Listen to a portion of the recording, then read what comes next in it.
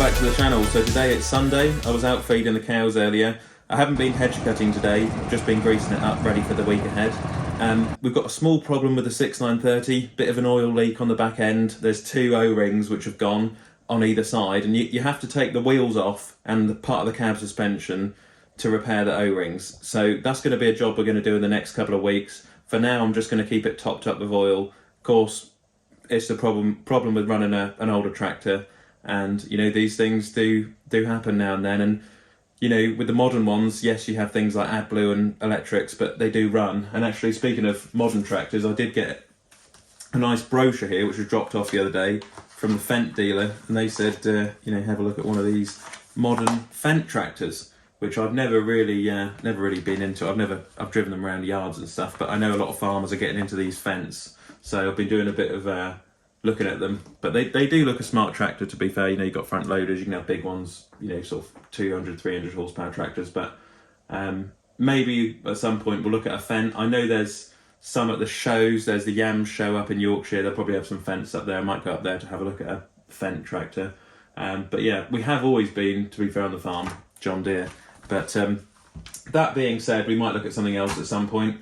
The 6930 is a bit of an issue. That is a bit of a concern, but we'll try and repair it and get it going. It has been going really well, and I'm just about starting to learn how that hedge cutter goes. You know, it's really, once you get on it with that hedge cutter, it's really, really good. And it's done, so, you know, you'll see if you come down the lane, it's done a good job on the Manitou day. It's done a good job of the roads, and I'm really, really pleased with it. So I was just reading here, I've just got this on my screen on the farming news, something to do with the beef at the moment. They're trying to promote British beef, British produce.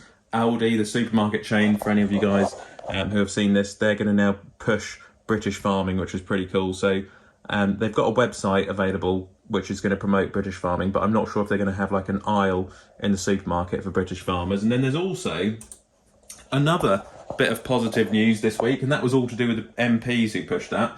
But the UK's halted trade talks at the moment with Canada, because they were concerned about the hormone beef in the beef over there. They use sort of hormones to, like growth hormones, to get the beef growing, and they've basically said we're going to halt the trade talks at the moment. So it seems like we've got some quite positive news this week. Although I know Gareth Wyn-Jones won't be very happy about over in Wales at the moment with the new SFI. I think you have to cut part of your farm down, especially your livestock numbers. I think it's 10% of your livestock numbers have to fall down. And in Wales, it's of course famous in Wales. Shout out to any Welsh viewers, famous in Wales for Welsh lamb. And it's going to be really sad to see a lot of Welsh farmers go out of business because of the new SFI incentive. So if you're a farmer in Wales, leave it in the comment section how it's affecting you. If it's, you know, the main part of your business, lamb, is there something else you can do on the farm? Could you do holiday cottages? Could you do something a little bit different maybe to try and sort of diversify the business with the new SFI? So it means that, you know, 10% of Welsh lamb suppliers, producers are going to go out of business, or are going to have to change their business model. And you know, it's a bit like this farm here. I was watching a video earlier about James Dyson, you know, 34,000, I think it's 36,000 acre farm now. Really, really big farm, and they're doing so much research and innovation with robotics and technology that you sort of think, you know, us small farmers, are we going to be around in, you know, 50, 100 years time? Certainly with the hedges, like if you're just looking at the hedge cutter, that's one job they haven't been able to automate yet. So I do hope that in the future, there's still some jobs available which they can't automate with robots. And, you know, things like, you know, lamb production, sheep, livestock, very difficult to automate. I know with dairies they have robotic milkers, but if you look at some of the top dairies, they're still using like huge rotary parlours which require labour. And the thing is as well, you know, if we all, you know, this technology gets off the ground and we all have nothing to do, what are we going to do? You know, that's the other thing. We'll just end up like the people in that film in Wall-E, and you know, we'll be on like lazy sofas and won't be doing anything. So technology is a wonderful thing, but I think it has to be used on the right applications. And if you look at countries, for example, like India, you know, India is one of the largest agricultural producers in the world, and they do the majority of their farming with really small 50, sort of 70 horsepower tractors. They can all be easily maintained and repaired. And, you know, really, everyone's busy over there. They're all working really hard.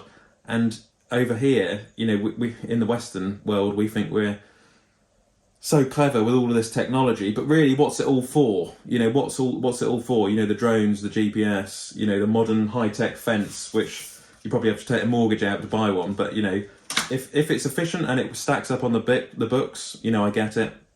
But for us on this farm, you know, we run a bit of modern, we run a bit of old, a little bit of everything, and we found that generally works for us. But maybe leave it in the comment section if you got old tractors, old equipment, and you find that works better for you, or maybe you've taken the plunge and you've invested in some new kit and you've noticed that maybe the GPS system, it steers itself and it does all its wonderful stuff, and it's made your life a lot easier. And I did invest a few years ago. We got this, which is the Starfire 6000 for the 6R, and I've only really, over the last year, started to learn how to use it. And this is a really good bit of technology, because for any farmers out there who use this, you'll know.